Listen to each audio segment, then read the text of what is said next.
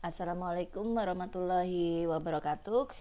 Di video ini Ibu akan menjelaskan mengenai aplikasi kecerdasan jamak dan gaya belajar.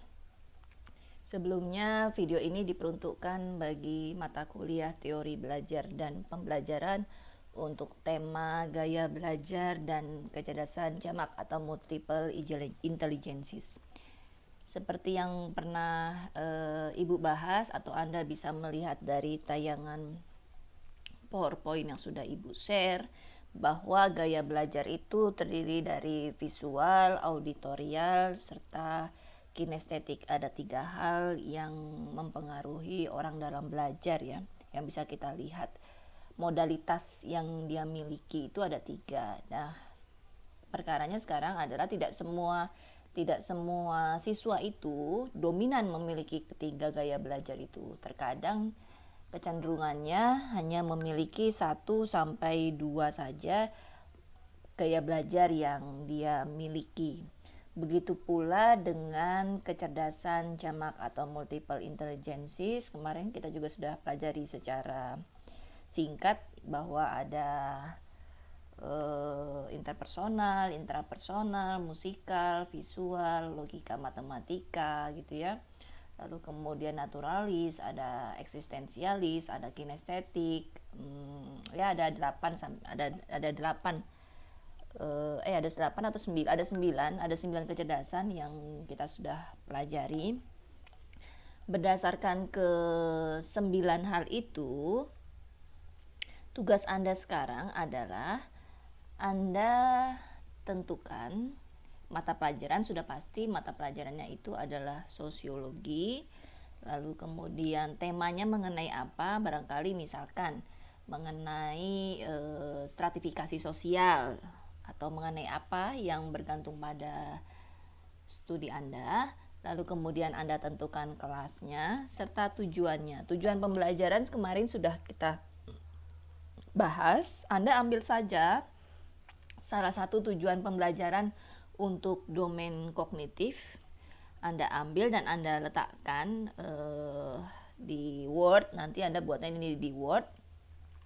Lalu kemudian tentukan media pembelajarannya. Media pembelajaran yang mau Anda lakukan itu apa, serta metode pembelajarannya.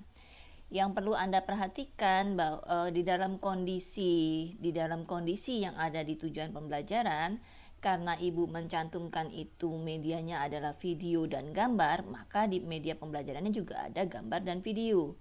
Metodenya karena diskusi kelompok, maka metode pembelajarannya itu adalah diskusi kelompok, dan langkah-langkah pembelajarannya pun juga harus ada mengenai hal itu gitu ya. Harus ada mengenai tayangan video, harus ada mengenai gambar, harus ada mengenai diskusi kelompok juga. Jadi nanti Ibu akan menilai tugas Anda berdasarkan keselarasan antara tujuan pembelajaran yang Anda buat dengan media, metode, serta langkah-langkah.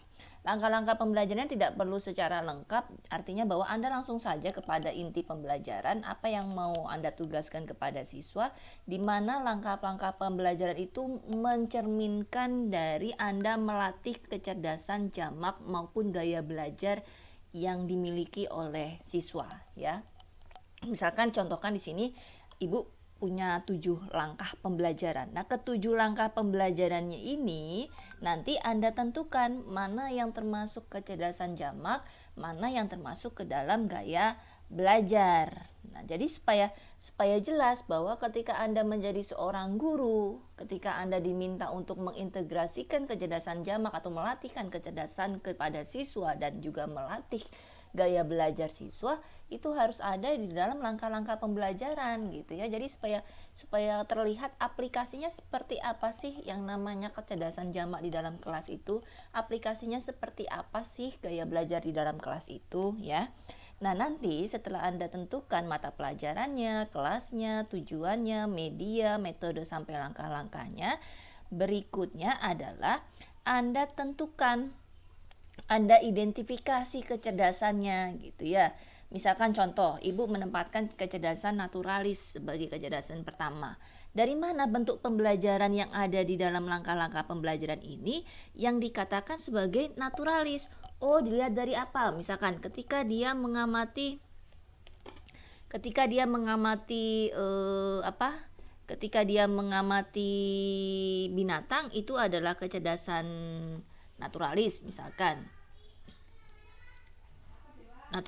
Misalkan binatang ini ya, ketika dia meneliti atau menyimak mengenai jenis-jenis binatang, berarti dia termasuk naturalis. Jadi dia berusaha supaya meneliti sifat-sifat benda atau makhluk hidup, itu adalah berhubungannya dengan naturalis ya. Lalu kemudian ruang visual kan dia berhubungan dengan indera penglihatan, maka dia contoh pembelajarannya melihat benda-benda. Kita lihat lagi di sini, melihat benda-benda ada di poin mana gitu ya.